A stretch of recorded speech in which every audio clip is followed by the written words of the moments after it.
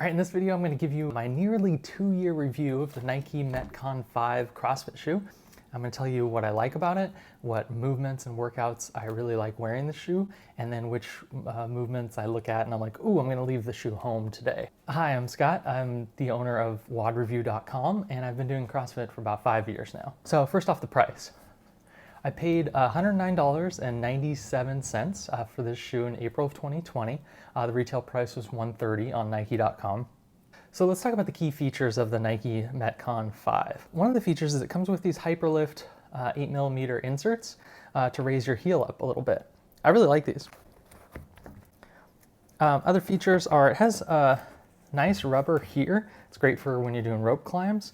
I really like this kind of larger rubber area. A little heel edge here for catching the wall. Okay, let's talk about the key benefits of this shoe. First off, this shoe is really lightweight. You know, compared to the normal running shoe that I wear, like a Brooks Beast, this, it's much lighter. Actually, let me grab my running shoe. Okay, this is my normal running shoe that I will wear this to CrossFit quite a bit. Got my handy dandy food scale. So my beasts are 13.4 ounces. For the Nano 5s with the insert in, which is how I usually wear them, 13.5. Okay, 13.5. So they're literally the exact same weight. I thought a key benefit of these was that they're lightweight. They just feel that way. I like wearing these, whenever I have to move my feet because they do feel light. Well, I wear them for box jumps, I wear them for toes to bar, I wear them for pretty much anything except for running. Another key benefit of the Metcon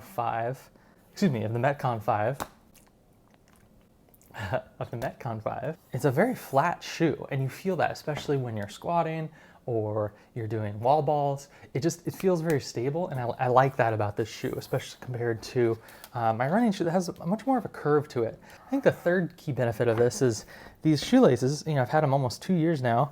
They're really rigid and they've held up really well, and I like they're kind of thin. They tie really quick. So just to recap, kind of the benefits that I really like: lightweight, flatness, it's durable. I haven't washed these things yet. I do only wear them in the gym, but these are almost 2 years old. They've held up really well after 2 years, so durable.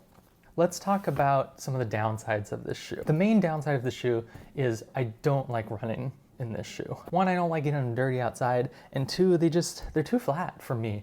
I don't like running any sort of distance in the Metcon 5. The other downside about this shoe is the shoelaces, which I mentioned are really durable. They're really thin, and you have to double knot these. If you don't double knot them, you'll do one burpee and your shoes will be untied. So you always got to double knot these shoelaces, which is kind of annoying.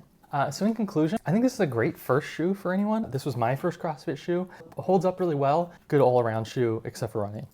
I would say don't buy this shoe if you want to run 5 miles in it. Box jumps, toes to bars, everything else, this is a really solid pick. I like the insert option, which I think you should probably take these out when you deadlift. So that's my nearly 2-year review on the Nike Metcon 5s.